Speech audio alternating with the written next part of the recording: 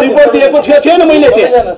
अनि रिपोर्ट पाइन भनेर इन्टरभ्यू दिने मन्त्रीले राज्य व्यवस्थाले यसो गर्यो भन्ने रिपोर्ट तपाईँहरूको अगाडि मैले दिएको हो कि होइन? तपाईँले हेरेर यो ठिक छ भनेको हो कि होइन? हो तपाईँ सुन्नु नि त। अनि रिपोर्ट भनेको के हो त? तपाईँ रिपोर्ट पाइन भन्ने। अनि मलाई सुन्नुहोस् एउटा कुरा, त्यसैले मेरो निष्ठामाथि पनि प्रहार भएको छ। यो समितिमा हामीले नागरिकता विधेयक पास गर्यौँ, संवैधानिक परिषदको काम कर्तव्य अधिकार सम्बन्धी विधेयक पास गर्यौँ, अनुगमन विधेयक पास गर्यौँ। यो समितिमा आएपछि सबै मान्य सदस्य भ्रष्टाचार सम्बन्धी पास गर्यौँ। सबभन्दा ठुलो उपलब्धि हामीले यो समितिले गरेको छ। तर यो समितिलाई खुइल्याउने काममा केही मान्छेहरू लागेको हामीलाई अनुभूति हो। आज थाहा पाउँदैछु म। चिकित्सा गर्ने ठाउँ रातभरि कराउनु पर्ने, कराउँदै त्यहाँबाट रगत पनि आउने। वैद्युक आयुर्वेदमा गएपछि दबाई निरन्तरसँग खाएँ र अहिले मलाई ठुलो विश्वास आयुर्वेदमा छ। म साह्रै पीडित भएर म त्यो खुसीको आँसु हो। जवाब देखाएपछि उहाँले के भन्नुभयो? लीलानाथ श्रेष्ठ साँची हुनुहुन्छ मान्य सभापतिज्यू, यो शब्द मलाई त ठिक थिएन, पहिला अवकाश पाएपछि भन्ने थियो है। तपाईँहरूलाई आज जानकारी गराउँछु, मैले थपेको हुँ। अवकाश पाएर मात्र हुँदैन, राजीनामा दिएपछि पनि यिनीहरू यसरी कुलिङ पिरियडमा जान सक्छन्, यो पनि राख्नुहोस् भनेर भनेको। मैले स्ट्यान्ड लिएर भनेको राजीनामा भन्ने शब्द राखेँ। राजीनामा पहिला निजामती कर्मचारी मात्रै भन्ने थियो, निजामती कर्मचारीलाई मैले सरकारी र निजामती भन्ने राखेँ। मैले फेरि तपाईँहरूलाई अनुरोध गर्न चाहन्छु, यो यहीँ छ, यो मेरो स्ट्यान्ड राखेकै हो। यस बापत मैले धेरै ठाउँबाट हप्की दप्की तर्साई थर्काई पनि खानु पर्यो। मेरो लोगो हरायो मान्य सदस्यहरू 3 गते दिन मलाई तानातान गरियो या सबै आएर। अब म धेरै कुरा गर्न चाहन्न, तर 4 पछाडि 5 मा यो राख्ने काम कसले गरेको हामी सचिवालय आज सम्पूर्ण संसद यो जान्न चाहन्थ्यो। किन भन्नुहुन्छ भने यो संसदको ठुलो हामी माथिको प्रहार हो, कानुन बनाउने माथिको प्रहार हो। यहाँ कसको खेल थियो भन्ने हामीले जान्नुपर्ने पर्ने जरुरी थियो। यहाँ त के आयो, मान्य सभापतिले मैले सोधेँ के छ, ठिक छ, यो चलनै हो। अघि मान्य कृष्ण गोपालको कुरासँग म सहमत छु। र मलाई त्यस दिन बिहान एउटा मिटिङ थियो, मान्य रघुजी पन्त, म दिलेन्द्र बडु, अघि थानी हृदयले कोर टिम भन्नुभयो, कोही कोर टिम होइन, सल्लाहमा सुरुदेखिको छलफलमा आउनु भएको रघुजी पन्त हुनुहुन्थ्यो। आउनुभयो, आउँदै कुनै एकजना उप प्रधानमन्त्रीको फोन आयो। अनि त्यसपछिबाट आइसकेपछि रघुजी पन्त ओल्लो कोठामा आउनुभयो र मलाई सामान्य प्रशासन मन्त्रीज्यूले के भन्नुभयो, साँची हुनुहुन्छ रघुजी पन्त, यो विधेयक मलाई सम्माननीज्यूले आजै पेश गर्नु भनेको छ। प्रेसर बढी भयो, मलाई प्रेसर बढी भयो, रामरजी आजै पेश गर्नुपर्छ, आजै पेश गर्नुपर्छ भनेर यही कोठामा, मेरो कोठामा रघुजी पन्तको अगाडि भन्नु। रघुजीले होइन आज नगरौँ भन्नु। 2-3 गतेको कुरा। त्यसपछि विधेयक पेश गर्नु अगाडि म उहाँको कार्यकक्षमा गएँ, उहाँले भन्नुभयो सब राम्रो रहेछ, एउटा यो थप्नुभएको छ, झन् राम्रो हो। म त खुसी भएँ। के थप्नुभएछ? त्यही होइन, 15 होइन, राजीनामा र राजीनामा थपेको। अवकाश मात्रै थियो, राजीनामा र अवकाश भन्ने थप्यो। अनि निजामती कर्मचारी मात्रै थियो, निजामती कर्मचारी सरकारी र अन्य निजामती र अन्य सरकारी थप्यो। ल धन्यवाद यार, तपाईँले बडा राम्रो गर्नुभएको छ भने मन्त्रीज्यूले मलाई धन्यवाद दिनु। लीलानाथ श्रेष्ठ पनि हुनुहुन्थ्यो। अनि मैले यो तपाईँ हेर्नुहोस् है भने उहाँले हेर्नुभयो। मिराजी पनि त्यस दिन चाहिँ हुनुहुन्थ्यो, जस्तो हुनुहुन्थ्यो तपाईँ। यो रिपोर्ट दिएको थिएन मैले त्यहाँ। अनि रिपोर्ट पाइन भनेर इन्टरभ्यू दिने मन्त्रीले राज्य व्यवस्थाले यसो गर्यो भन्ने रिपोर्ट तपाईँहरूको अगाडि मैले दिएको हो कि होइन? तपाईँले हेरेर यो ठिक छ भनेको हो कि होइन? हो तपाईँ सुन्नु नि त। अनि रिपोर्ट भनेको के हो त? तपाईँ रिपोर्ट पाइन भन्ने। अनि मलाई सुन्नुहोस् एउटा कुरा, त्यसैले मेरो निष्ठामाथि पनि प्रहार भएको छ। यो समितिमा हामीले नागरिकता विधेयक पास गर्यौँ, संवैधानिक परिषदको काम कर्तव्य अधिकार सम्बन्धी विधेयक पास गर्यौँ, अनुगमन विधेयक पास गर्यौँ। यो समितिमा आएपछि सबै मान्य सदस्य भ्रष्टाचार सम्बन्धी पास गर्यौँ। सबभन्दा ठुलो उपलब्धि हामीले यो समितिले गरेको छ। तर यो समितिलाई खुइल्याउने काममा केही मान्छेहरू लागेको हामीलाई अनुभूति हो। आज थाहा पाउँदैछु म। गल्ती भयो भने रामरी खतिवडा जस्तो सुकै सजाय मेरो गल्ती देखियो भने सजायको भागी बन्न तयार छ। मान्य सदस्यहरू मार्ग प्रशस्त गर्नुहोस् भन्नुभयो। तर मेरो म फेरि पनि भन्छु, कुनै पनि इस्युमा रामरी खतिवडाको यस्तोमा यिनै कुनै पनि इस्युमा समितिको रायभन्दा बाहेक एउटा मैले थपेको भनेको राजीनामा दिएपछि र अन्य सरकारी 2टा भन्दा बाहेक रामरी केही थिएन। तर यो हामीले गरेको निर्णयलाई उल्ट्याउने र बिगार्ने काम कहाँ बस्छ भनेर हामीले आज जान्न चाहेका थियौँ। अलिअलि अनुभूति भएको छ। यसबारेमा सम्मान्य सभामुखसँग पनि हामी अनुरोध गर्न चाहन्छौँ। र मेरो नैतिकताको कुरा पनि आयो मान्य सदस्यहरू, नैतिकताको कुरा। मैले पनि राजनीतिमा कसैको निगाहले म यहाँ आएको होइन, निर्वाचित भएर आएको।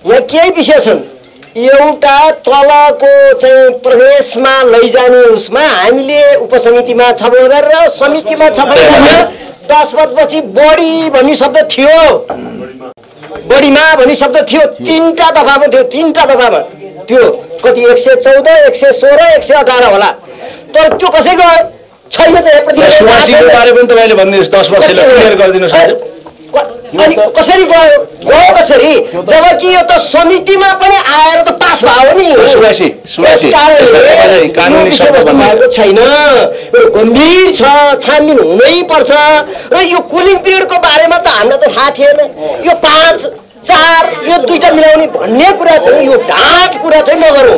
यो थाहा थियो, थाहा भएरै हो। कसले कहाँ गर्यो भन्ने कुरा त अब अहिले यहाँ भन्नु मिलेर भने पनि छानबिन भन्नुपर्छ। शिक्षा मन्त्री यस कारणले म यो कुरा मान्न सक्दैन। यो छानबिन भएर अहिले एउटाले अर्कालाई हाम्रो त समिति पनि कस्तो हुने भयो, अनुमति लिएर अनि एकजनाको कुरा सुन्ने, अरूको पनि कुरा सुन्ने गर्दाखेरिमा त हामीले त्यसै त गर्न सकेनौँ। यसरी त देश कसरी बन्ला र? क्लियर गरौँ, यो कुरा भएको छैन। अब सबै कुरा निस्किसकेको छ होइन। अब के गरौँ भने नि अब यी कुराहरू छँदैछन्, एउटा उच्च स्तरीय छानबिन गर्नुपर्छ, त्यसको माग गरौँ र यो विधेयक ठिकामा ल्याउँ भने राष्ट्रिय सभालाई पनि हाम्रो एकछिन सुन्नुहोस्, माग गरौँ। अरू कुरा फेरि भोलितिर बस्छ। अब म अर्को कुरा पनि क्लियर गरिदिन्छु, सबै कुरा क्लियर हुनुपर्छ। अर्को कुरा पनि क्लियर गरिदिन्छु, 10 वर्षको हकमा मान्ने हितराज पाण्डे र राजेन्द्र पाण्डेको स्ट्यान्ड थियो, बढीमा 10 वर्ष भन्ने उहाँको पनि थियो। सुभाषजी यहाँ हुनुहुन्छ, कानुनी शब्द मिलाउनु पर्छ भनेर रघुजी पन्तले भन्नुभयो होइन। यसलाई कानुनी मिलाउने के भनेर त्यसपछि 10 वर्ष कायम गर्यो। त्यतातिर म धेरैतिर गइन। अब मान्य सचिवहरू अब यसमा नजाउँ। आज मैले यति भने दाइले बुझ्नै भएको छ। मान्य सचिवहरू आज राज्य व्यवस्था तथा सुशासन समितिको 83औं बैठक बस्यो। हामी झन्डै आज 3-4 घन्टै बस्यौँ, 11 बजेदेखि। मिति मिलेर है, मिति 2082 असार 15 गते संघीय संसद प्रतिनिधि सभामा प्रस्तुत भई सर्वसम्मत पारित भएको संघीय निजामती सेवाको गठन, सञ्चालन र सेवा शर्त सम्बन्धमा व्यवस्था गर्न बनेको विधेयक 2080 को दफा 82 को उपदफा 3 पछि उपदफा 4 थपी कायम गरिएको उपदफा 4 मा निजामती कर्मचारी र अन्य कर्मचारीको सेवाबाट राजीनामा दिएको वा अवकाश भएको कर्मचारीले सेवाबाट अवकाश भएको मितिले 2 वर्ष अवधि पूरा नभई कुनै पनि संवैधानिक वा सरकारी नियुक्ति पाउने छैन भनी समितिको प्रतिवेदन व्यवस्था गरेको र पारित गरेको यो विषयमा आजको बैठकमा अनुसार पारित भएको विषय हो। त्यतिखेर पारित भएको विषय हो। उक्त दफा 4 लाई निष्क्रिय होइन, सर्वसम्मतिबाट उक्त दफा 4 लाई निष्क्रिय गराउने गरी सोही विधेयकको उपदफा 4 पछि उपदफा क्रम मिलाउँदा कायम हुने उपदफा 5 राख्नु नपर्ने विधेयकको व्यवस्थालाई यथावत राखेको कारणले यो विधेयक समितिको प्रतिवेदनको उपदफा 4 ले गरेको व्यवस्थालाई र भावनालाई कुठाराघात हुने गरी उपदफा थपी पारित भएको कारण राज्य व्यवस्था तथा सुशासन बैठकले उक्त 82 को कुलिङ पिरियड सम्बन्धी व्यवस्थालाई समितिले पास गरेको भावना अनुसार प्रतिवेदनको बुँदा 43 मा आवश्यक संशोधन गर्ने व्यवस्था मिलाइदिनु हुन राष्ट्रिय सभालाई हार्दिक अनुरोध गर्ने निर्णय गरियो। एकछिन है, म यो भन्छु। अर्को छ, एकछिन है, अर्को सुन्नुहोस्। संघीय निजामती सेवाको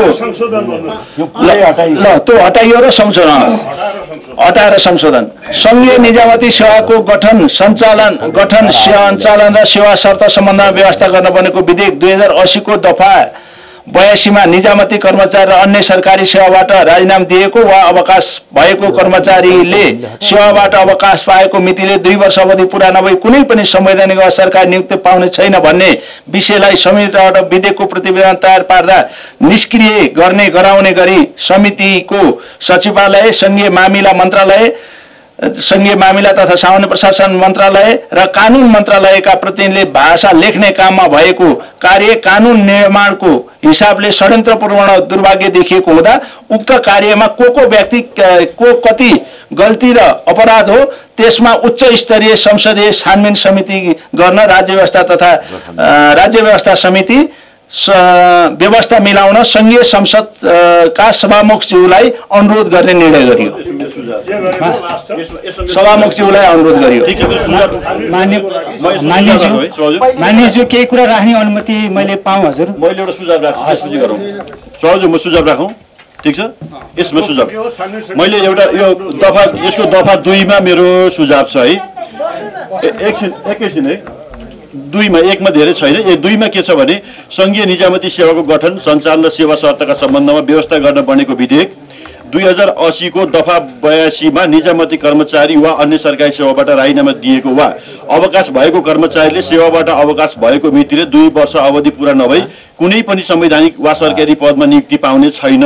यहाँसम्म ठिकै छ भन्ने विषयलाई समितिबाट विधेयकको प्रतिवेदन तयार गर्दा निष्क्रिय गर्ने गराउने गरी, यहाँ ध्यान दिन म आग्रह गर्छु सभापतिज्यू, गर्ने गरी भएकाले उक्त कार्य कानुन निर्माणको हिसाबले षड्यन्त्रपूर्ण भएको, दुराशयपूर्ण देखिएको हुँदा उक्त कार्यको को व्यक्ति के गल्ती वा अपराध भएको हो त्यसको उच्च स्तरीय संसदीय समितिबाट छानबिन गर्ने व्यवस्था मिलाउन सङ्घीय संसदका सभामुखलाई अनुरोध गर्ने निर्णय गरियो भन्दा उपयुक्त हुन्छ।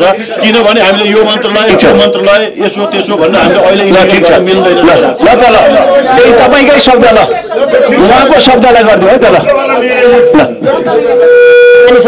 ल ठिक, भावना भन्ने जुन लेखिएको छ नि त्यो भावना होइन, हाम्रो त निर्णय हो। निर्णय कहाँ भावना हो? कहिले त भावना हो, पछि त निर्णय लेख्नुपर्छ।